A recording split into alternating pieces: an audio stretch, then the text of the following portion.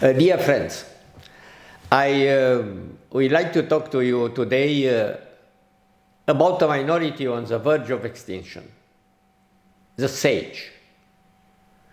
Around the mid-20th century, cognitive psychology identified a social phenomenon present predominantly in the mental universe of teenagers and fiction writers, taking the form of the character known as an imaginary friend. Subjected to heightened stress caused by the isolation imposed by the COVID-19 pandemic, many people confronted with the absence of interpersonal relations, lost in the external physical reality, felt the need for such an imaginary friend. Such an imaginary friend could well have been Nizami Ganjavi, known almost 9 centuries ago as Hakim, the wise.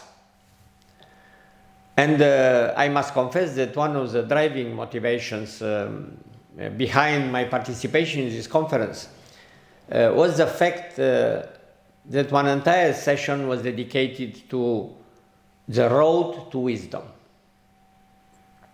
It was only a few months ago that we met online for a discussion dedicated to the cultural legacy Nizami Ganjavi left behind, when I raised a rhetorical interrogation.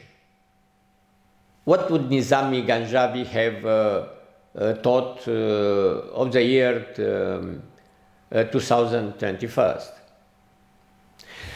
In what follows, I propose an exercise of the imagination. Let us transport Nizami into the 21st century. I believe that once our contemporary, the philosopher of a long lost world, would have been very attentive to people and surroundings. He would rejoice to see that so many people are literate, and that in the 21st century, intelligent women, not necessarily named Layla, have access to knowledge in equal measure to their male counterparts. He would, however, bemoan the fact that so few truly understand what they are reading. He would appreciate that people now enjoy many more material means of overcoming their condition. But we would have also been shaken to see how easily individuals bereft of culture and morals can take the reins of power. I do not know whether Nizami Ganjavi would have led a university department or taken up a decision-making position within public administration. Most likely not. Yet I believe he would have been happy to use Facebook, Instagram, and Zoom. I imagine he would have had a YouTube channel that we have garnered millions of likes. I already saw that the Beethoven Symphony, uploaded several years ago, has gathered no less than 34 million views. For with globalization, the elites, a minority by definition, can become better known. However, how many members of his audience would truly have followed Ganjavi's ideas? Probably very few. Those who could resist the temptation of power, fame, and of petty egos. Excellence is a voter to mediocrity. Without a doubt, there would be even some colleagues, that would wish that Nizami lose credibility. And it is not beyond comprehension that slender of stories would have surfaced around him, and false evidence fabricated in order to undermine his prestige, to lower it to their level. In order to be understood, Nizami would likely have also spoken English, as we are all today. And if he were to be considered an influencer, his speech would be translated into all of the world's languages. A gifted PR team would advise him to only offer the world his wisdom little by little, in bite-sized morsels, rapid and attractive packaging, through short TikTok messages, and brief pearls of wisdom posted daily on social networks. Many would probably fail to truly understand him, but after skimming over his musing on ideas and of life itself, perhaps the hearts of some would blossom. In this illusion of absolute freedom amplified by his virtual life, man today,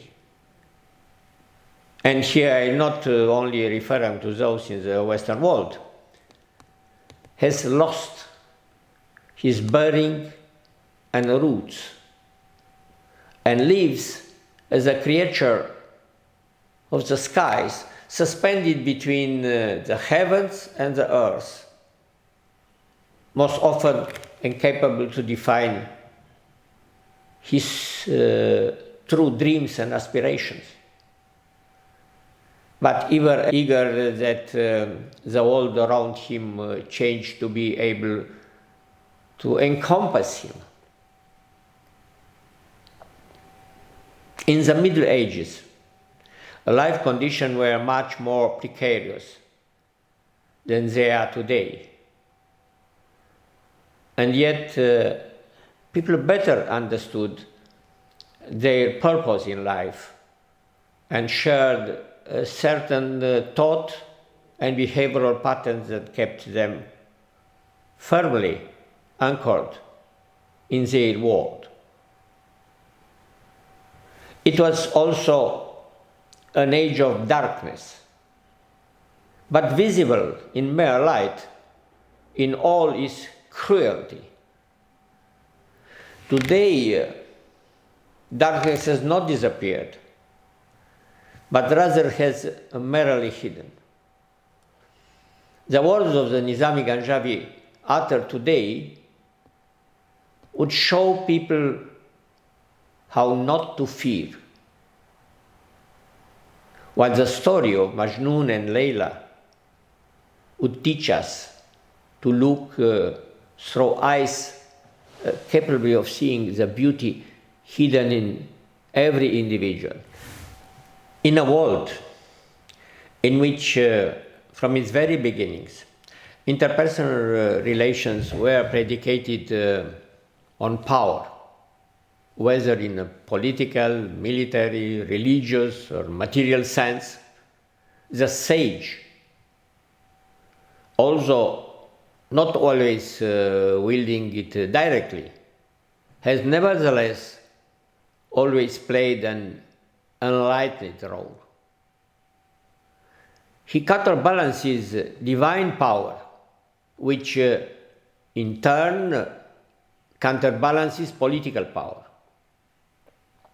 His role is to offer a vision of an administration predicated on meritocracy and a strategy for the coherent development of society at large. Perhaps terrified of the enormous expectation of the 21st century people, Nizami Ganjavi would have withdrawn from public life, accompanied only by a few chosen disciplines.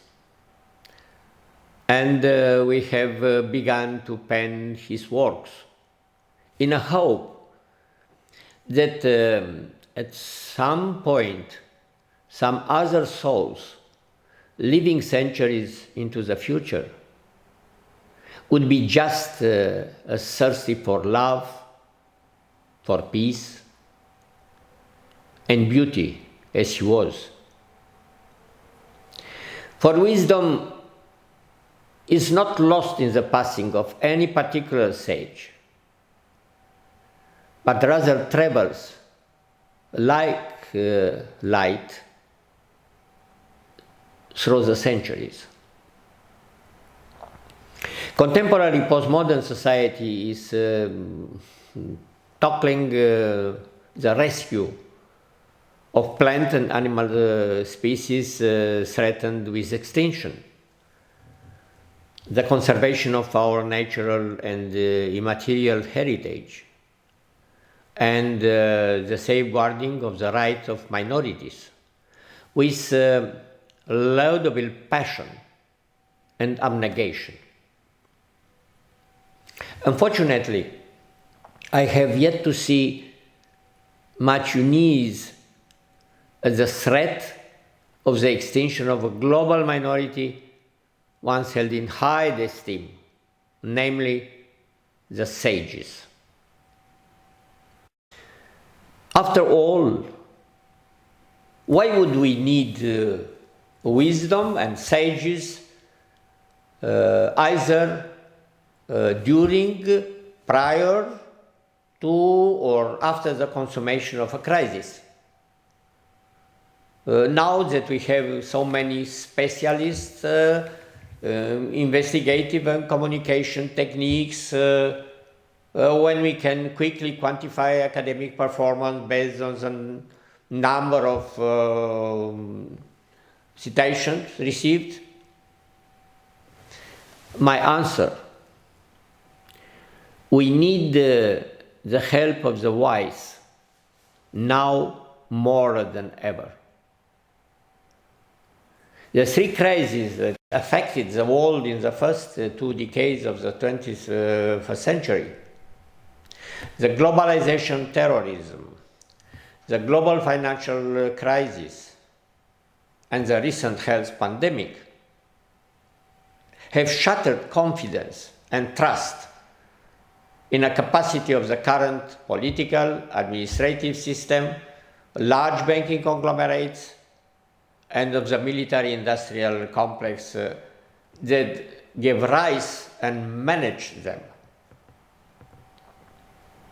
Following the failure of proposed solution predicated on the classical trial and error method in connecting to other similar problems, in creating a new context freed from the shackling experiences of the past,